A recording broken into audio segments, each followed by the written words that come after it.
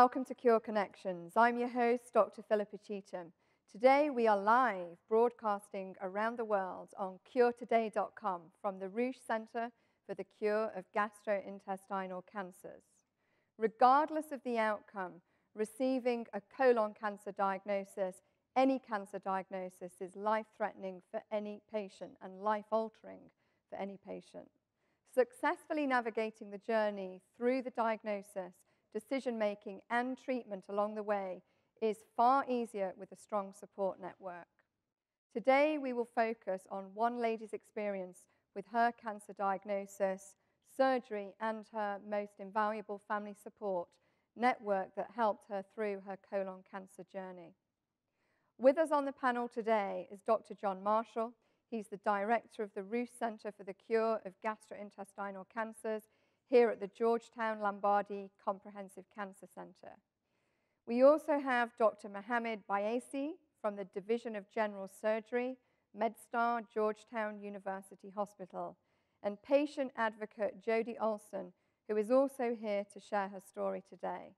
Thank you for joining us here in Georgetown, and thank you for everyone who's watching us live from home. Welcome to Cure Connections. Thank you so much, Dr. Marshall, Dr. Bayesi, Jody, for joining us here today.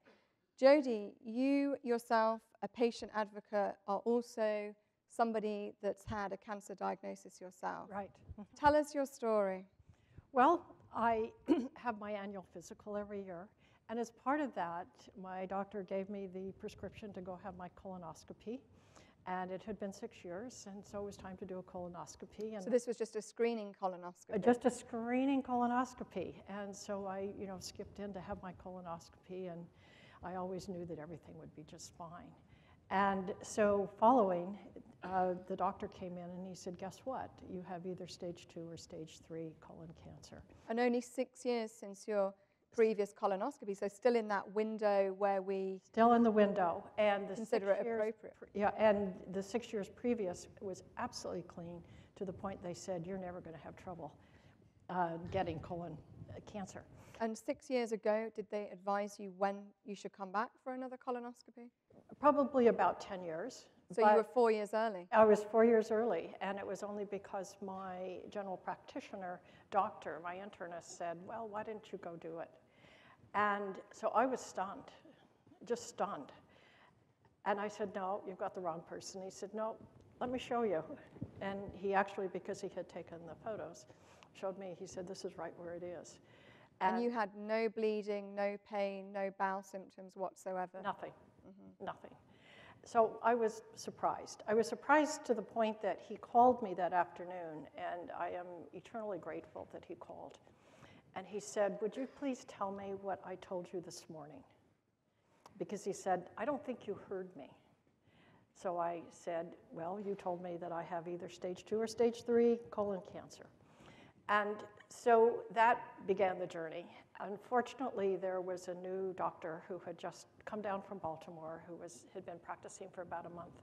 And so the doctor said, I think the surgeon might have space for you. And I was in the surgeon's office the next day, which was part 2 of what I appreciated. I walked in and I sat down, and Dr. Bello introduced himself. I took my daughter, which is the beginning of having the family support. And the first thing he asked me was, why are you here? So I told him why I was there. And he said, okay, we can proceed. And I appreciated that, both the previous doctor and Dr. Bello, because it made me use the words myself. I had to say those words. And that was helping me understand, this is serious, I need to get moving.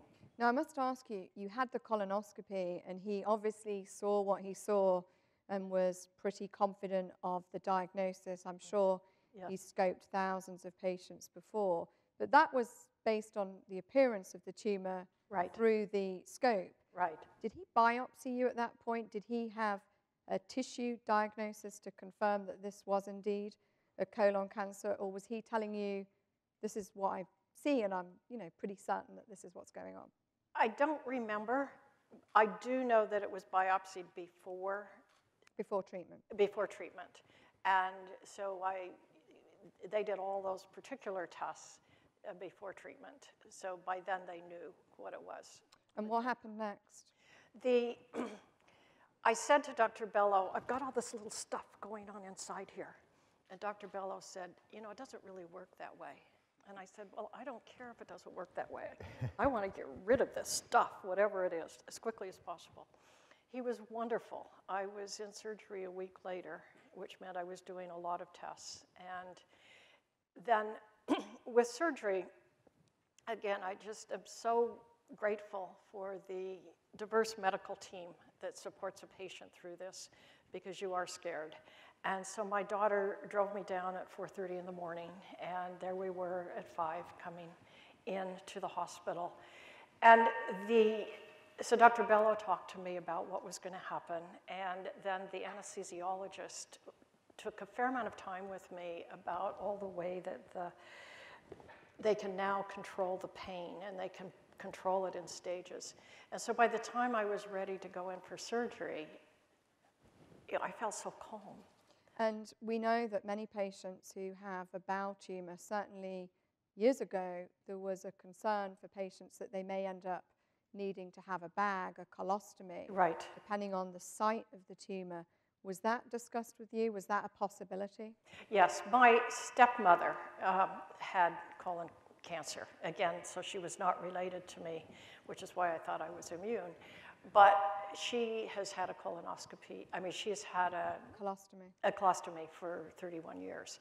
So I'm very, very familiar with it. Were they predicting that that might be a possibility for you, or no? No, he said that, you know, if you get colon cancer, I was very lucky. He said, you've got it just in the right place where you want it, and it was in the first fourth of the colon. So he said there's not going to be an issue with that.